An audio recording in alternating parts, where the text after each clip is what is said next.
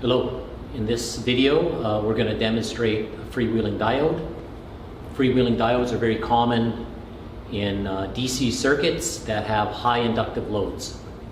In this example, we've got a 120 volt supply that we're going to feed a bridge rectifier, and we're going to supply DC to a inductive load.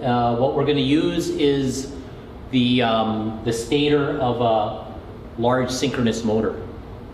So it's got a lot of turns and it's got a very high value of inductance, or a very, very high value of henries.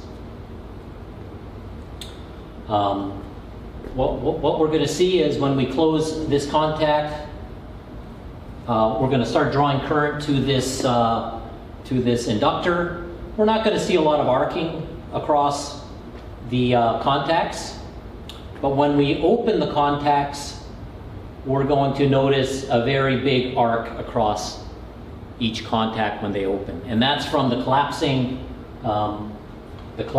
magnetic field. What an inductor tries to do, it tries to maintain the flow of current. It doesn't like change in current, so it resists change.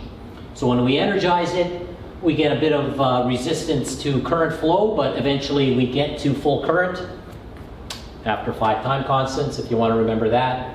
But when we de-energize the circuit, it tries to keep the current flowing, and that's why we get the arcing across the contacts. So once we see the arcing, we're going to add a diode into the circuit. And when we connect this diode, we want it to be reverse biased to the supply. So this point here is connected to the negative. So to make it reverse biased, I will have to make this the anode. And the cathode will connect to my positive supply. So the way we have to think about this is when the current is flowing through the circuit in this direction, this is negative and that's positive. But when we open the circuit, the inductor is going to try to keep that current flowing, or is going to keep the current flowing through the inductor. So the current is going to come out here, and remember, it's stored energy. This becomes like a source. Therefore, this becomes negative and this becomes positive, because the stored energy in here has to come out.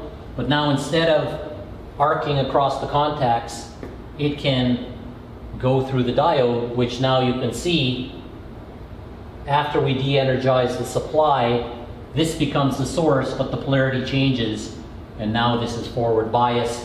Current will be allowed to flow through the diode, through the windings of the inductor itself, until that energy has been dissipated. Okay, so I've wired the circuit. We've got a disconnect switch. We're just supplying it with power from this receptacle, 120 volts. Here is our bridge rectifier. These are power diodes, but there's 4 diodes. That makes a bridge. And we have this knife switch. You can see it's well worn. And we're taking the negative, so this is the positive and the negative, to the terminals of this motor stator. So you can see that's a massive magnet. So it's got a lot of inductance.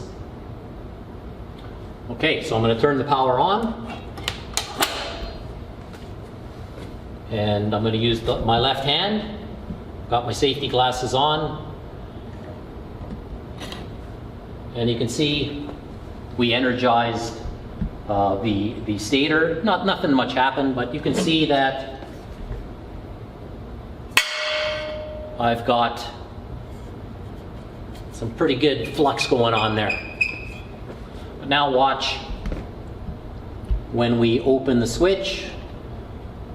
Just got to be very careful, and you can see the arcing of those contacts. So you can imagine if we energize and de-energize this circuit, eventually we would wear this switch out. after a certain amount of time. So that is that energy of the of that magnetic field, and we can see it arcing across those contacts. So I'm going to power the circuit down. So now what I'm going to do is we've got a diode, a power diode here. Now there's the drawing of it. We've marked this terminal red, but that doesn't mean it is the anode. It means this is what we want to connect the positive. You can see the drawing there. That's actually the cathode. So we must wire this diode in reverse bias to the source. So I want to make sure that I connect the cathode to the positive and the anode to the negative. Okay, I've got my freewheeling diode in the circuit. I'm going to turn my power on. I'm going to energize the circuit. So you can see that's magnetized. But now when I open the circuit, there is no arcing whatsoever. So whenever you see a circuit that has some kind of DC coil, could even be a DC relay, small DC coil, there's going to be a freewheeling diode in that circuit somewhere. Or it could be a discharge resistor is another possibility. But you can see the effectiveness of the freewheeling diode to eliminate the arc when we open the circuit up.